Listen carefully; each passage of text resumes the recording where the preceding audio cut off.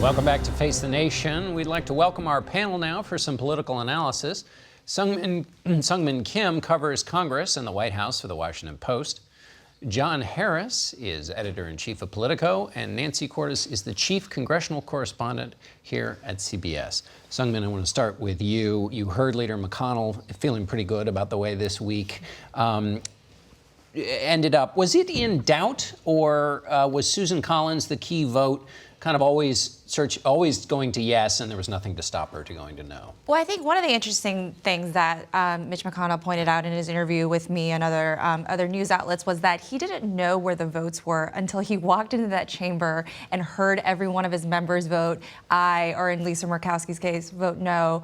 I think looking back at Susan Collins' speech, with her forceful line-by-line defense of Judge Kavanaugh, it seemed like she wanted to be a yes all along, and she just wanted to make sure all the T's were crossed and all the I's were dotted before she was able to get that. But that was one of the most forceful defenses of Kavanaugh that I've seen throughout this confirmation process, at a time when we've seen senators like Lindsey Graham and John Cornyn and Orrin Hatch just go to the mat for Judge Kavanaugh. So to see her defense and to have known that she, was able to get to that place while saying she was undecided all along was just really interesting. And I think we saw for a while that she wanted to be a yes. I think these are Republican senators. I mean, they want to vote in favor of Supreme Court justice. Susan Collins has never voted against a Supreme Court nominee, whether from a Democratic president or a Republican president. But it was just really interesting to see how that all played out in the end. John, Leader McConnell, in another interview, maybe I can't remember which of the ones he's done, but he said it was after Dr. Ford testified, it was kind of halftime. They thought they might be losing the nomination. And then at the end, you have him saying, boy, this really fired up the base. Not only did they get an associate justice, they now are fired up. What happened between the two? I think that Judge Kavanaugh, who surprised everybody with that fiery blast that he delivered with his testimony, did follow the essential rule of modern politics in the polarized era, which is get people to say, which side are you on?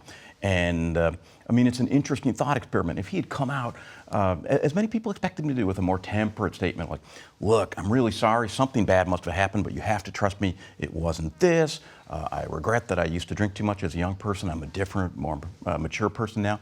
Many of us thought he would say something like that. Would that have worked? I have to say, in my experience, which now goes back a generation to these really polarizing battles, that kind of middle-of-the-road approach isn't really the most successful. He probably did the politically shrewd thing, which is say, look, nope, I'm drawing a sharp line, and everybody can decide which side they're on.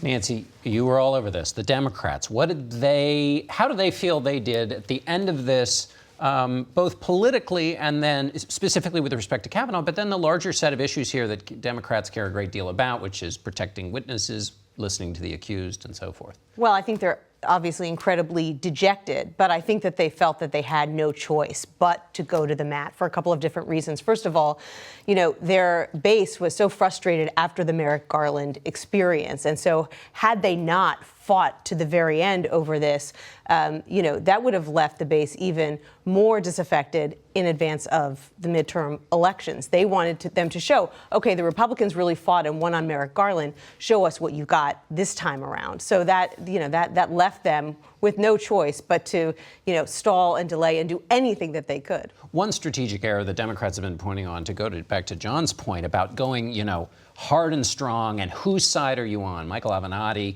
Stormy Daniels' lawyer, who came in with a late-breaking addition to this story. A lot of Democrats are saying, and are you hearing this, that Avenatti took what was a sympathetic case with Ford and turned it into a circus, losing them the high ground. Are you hearing that? And it is very interesting. It was very interesting to watch all the way along how Democrats dealt with these Avenatti allegations, because at first they really kept them at arm's length. They didn't know what to make of them. Then the day that Julie Swetnick actually released her sworn statement, both sides were shocked. You even had Republicans who thought it was all over. I had one Republican aide say to me, America should be devastated. Michael Avenatti brought the heat.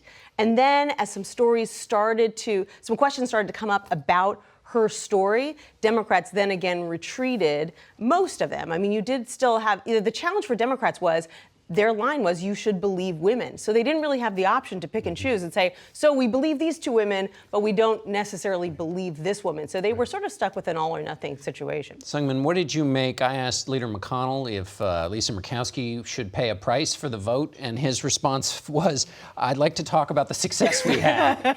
You tried your darndest. I tried twice in my interview with him yesterday to talk about Murkowski and her vote, and particularly her reasoning why she voted no, which was the temperament issue, which I found fascinating.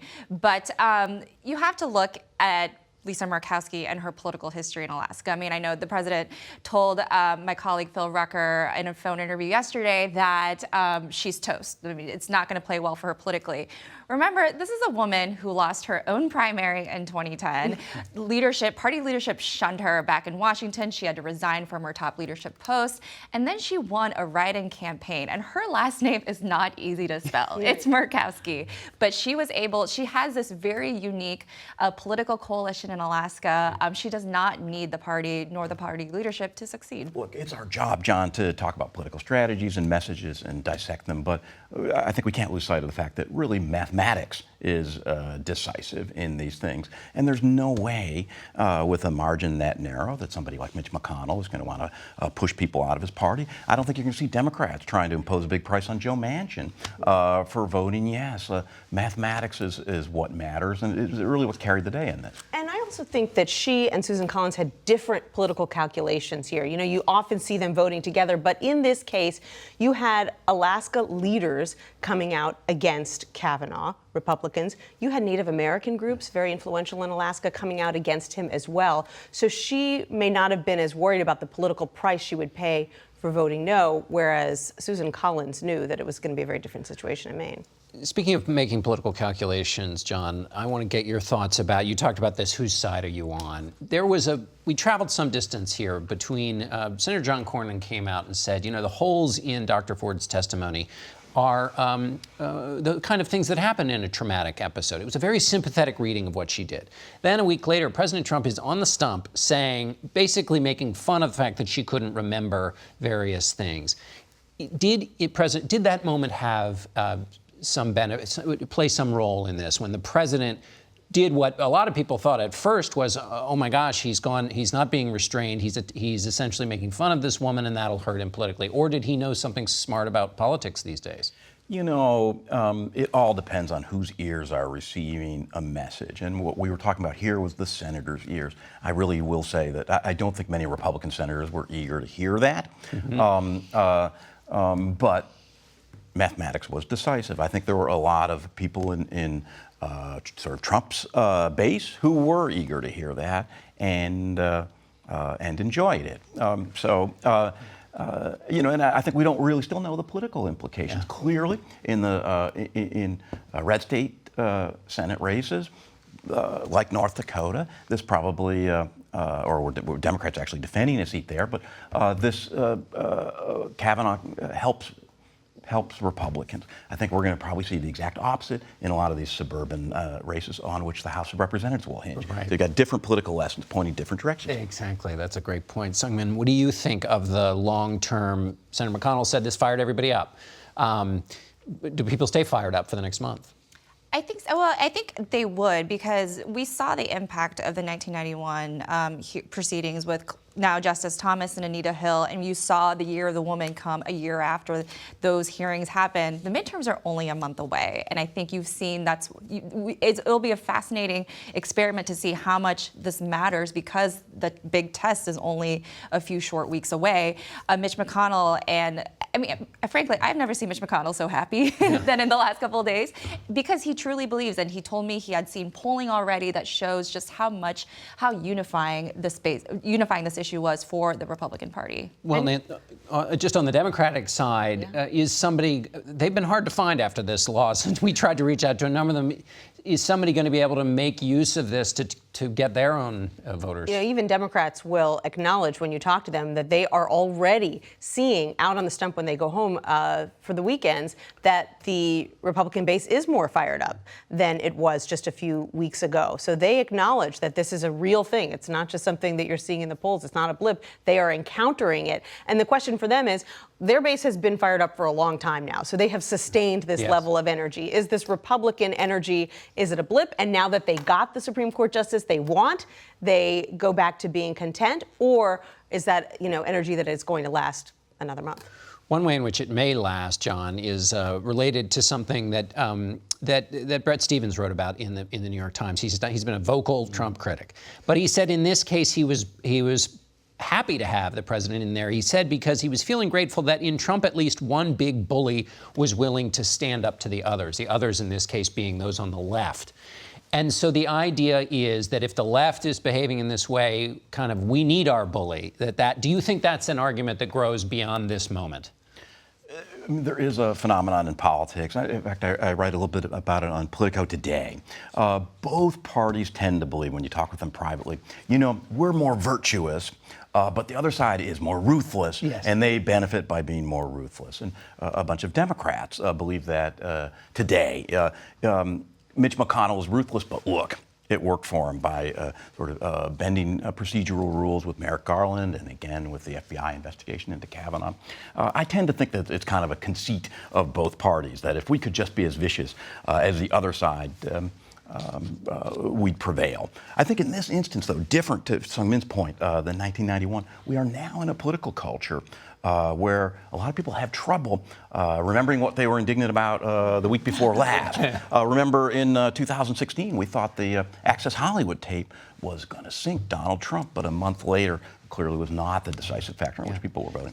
Seung-Min, I want to back to McConnell for a moment. You could make a case that conservatives are very happy they got two people on the court.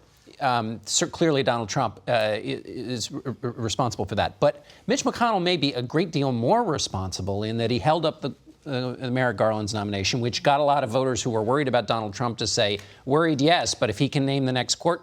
So he did that, and he shepherded through two. This is a historic career-capping moment, those three things that McConnell has done. I mean, there are a few things policy-wise that Mitch McConnell cares more about than helping to reshape the federal judiciary. And we talk about how he held up Merrick Garland's nomination for a year. We also, what he subtly did, which didn't get a lot of attention in 2015 and 2016, is he actually blocked many of President Obama's circuit court nominees and district court nominees, which is why when President Trump was elected, he came in with this unusually historically high number of vacancies. So he has, you know, President Trump and Mitch McConnell have the two conservative justices installed on the court with Brett Kavanaugh and Neil Gorsuch, but they have already reshaped the federal judiciary on so many different levels. And Mitch McConnell has said over and over that blocking Merrick Garland was one of the best decisions he's made. Nancy, Mitch McConnell today said he's not going to question anybody's motives about the Kavanaugh vote. But of course, Republicans were very successful indeed doing just that with the Democratic opponents. Mitch McConnell also talked about bipartisanship. Is he going to try to kind of make the Senate come back to its old ways, or is that, what do you make of that?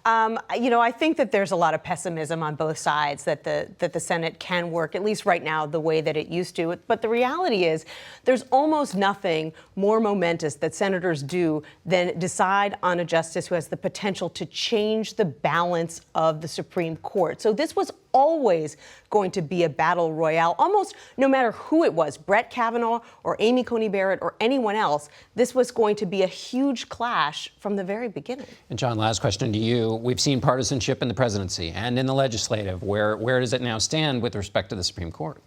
Well, I was very interested in your exchange, John, with Mitch McConnell, who I think likes to think of himself as an institutionalist.